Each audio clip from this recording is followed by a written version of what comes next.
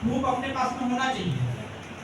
जो जिसे आप काम करते हो तो उसका एक हाजिरी डायरी भी आप लोगों को मेंशन करके रखना चाहिए कि हमने कितने दिन मजदूरी करी है ना। बहुत सारे लोग क्या जैसे मालिक के भरोसे पे रह जाते हैं कि मालिक हमारी जानकारी अटेंडेंस लगा रहा है और हाजिरी भर रहा है, लेकिन हमारे पास में उसका सबूत नहीं रहता है। जब मालिक लास्ट में हिसाब करता है तो बोलता है कि आपके इतने दिन बन रहे हैं और मजदूर बोलता है कि इससे मेरे ज़्यादा हो रहे हैं, है ना। तो ये जो डायरी है ना, इस पे ये डायरी मतलब जनसाज की तरफ से ऐसा एक डेवलप करा है कि इसमें सारी चीज़ें आ जाती है।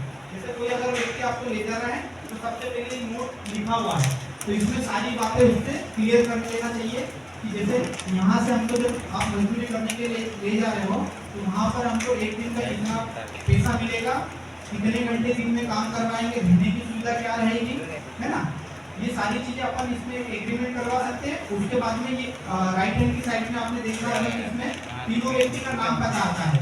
एक तो मजदूर की पूरी डिटेल आ गई है, उसके बाद में जो मुकदम और ठेकेदार रहता है उसकी पूरी जानकारी आती है।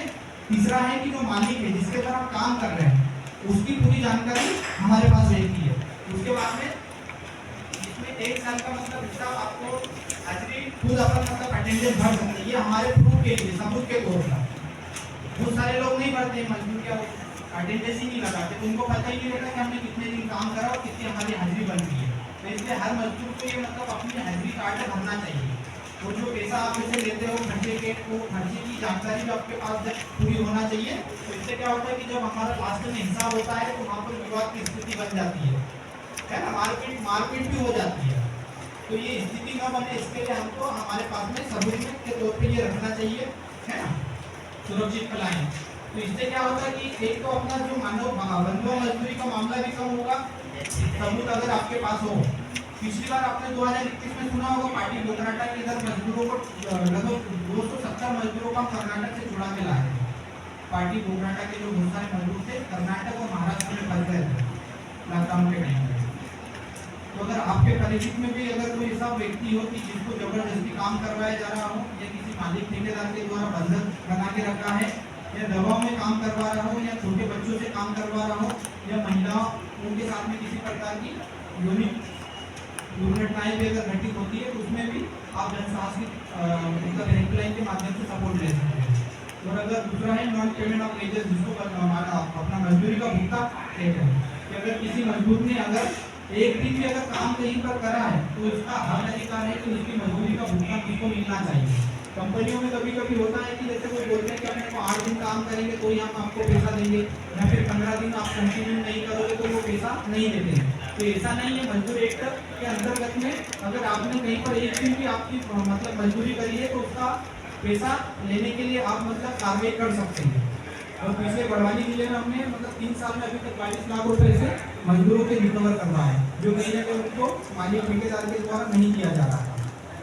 तो अगर आपके परिचित में भी कोई ऐसा व्यक्ति हो जिसकी मजदूरी का पैसा कहीं रुका है तो बिल्कुल आप उनको भी जानकारी दे सकते हैं, है ना। और इसमें एक चीज़ और है कि अगर आपने ऐसा नहीं है कि अभी 1-2 महीने में कहीं काम करा और वो पैसा, इसमें 2 साल तक का रहता है कि पिछले 2 साल तक अगर आपने कहीं पर काम करा है तो उसकी मजदूरी का भुगतान लेने के लिए हम मतलब आवेदन कार्रवाई कर सकते हैं। इसके लिए लेबर डिपार्टमेंट होता है। लेबर डिपार्टमेंट सुना है किसी ने कि हर जिले में मजदूरों के लिए एक श्रम विभाग होता है, मजदूर कामगार ऑफिस जिसको बोलते हैं। तो वो यही इन मजदूरों के ऊपर ही काम करता है। तो हम अगर किसी मजदूर से संबंधित अगर कोई परेशानी है तो हम लेबर डिपार्टमेंट में डायरेक्टली जा सकते हैं। और जो मतलब मजदूरी के लिए जो कार्रवाई करते हैं तो वो 4 स्टेप में हम करते हैं। तो 4 स्टेप में जैसे सबसे पहले हम आवेदन देंगे लेबर डिपार्टमेंट को, श्रम विभाग को देते हैं। श्रम विभाग में अगर 15 दिन में कोई कार्रवाई नहीं होती है, हमारी कोई सुनवाई नहीं होती है, तो 16वें दिन फिर हम जिला कलेक्टर डीएम डिस्ट्रिक्ट मजिस्ट्रेट के पास में जाते हैं।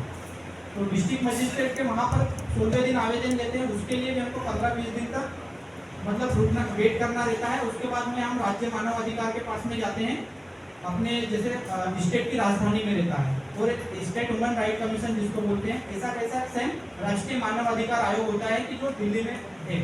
तो ये सारी प्रोसेस हम मतलब कर सकते हैं कि बंधुआ मजदूरी या फिर और भी मजदूरों से संबंधित कोई समस्या है। और दूसरा लास्ट आता है कि सोशल सिक्योरिटी। अगर आपके परिचित में अगर कोई व्यक्ति ऐसा हो कि जिसके डॉक्यूमेंट बनवाने में कोई दिक्कत आ रही है, जैसे कि आधार कार्ड हो गया है, ई श्रम कार्ड हो गया है, आयुष्मान कार्ड हो गया है, संबल कार्ड हो गया है, या गर्भवती महिलाओं को जैसे संबल कार्ड से पहली डिलीवरी पे 16,000 रुपये मिलते हैं, दूसरी डिलीवरी पे उनको 12,000 रुपये मिलते हैं, और या फिर आकस्मिक दुर्घटना में उनकी मृत्यु होती है तो संबल कार्ड अगर जिस व्यक्ति का होगा तो उनको सामान्य मृत्यु पे 2 लाख रुपए का बीमा रहता है, दुर्घटना मृत्यु पे 4 लाख का बीमा रहता है, और अगर आंशिक रूप से अगर वो विकलांग हो गया तो उसमें भी उसका 1 लाख रुपए का बीमा रहता है। तो ये जानकारी बहुत सारे कई बार ऐसा होता है कि गांव में लोग संबल कार्ड बनवा लेते हैं लेकिन उसका उपयोग नहीं कर पाते हैं। अम्बापानी में अभी मैंने 1-2 महीने पहले की बात है, उनको पता ही नहीं था कि हमारा संबल कार्ड बना है। उनके पिताजी की मृत्यु 6 महीने पहले हुई थी, फिर उनका हमने डॉक्यूमेंट चेक करा, उनका संबल कार्ड था और उनको अभी 15 दिन पहले ही लगभग 2 लाख रुपए उनके खाते में आए हैं। ठीक है, तो अगर ऐसा आपकी परिचित में अगर कहीं हो तो बिल्कुल आप बता सकते हैं और मजदूर हेल्पलाइन पे कॉल अधिक से अधिक मतलब लगवा सकते हैं। ठीक है, थैंक यू।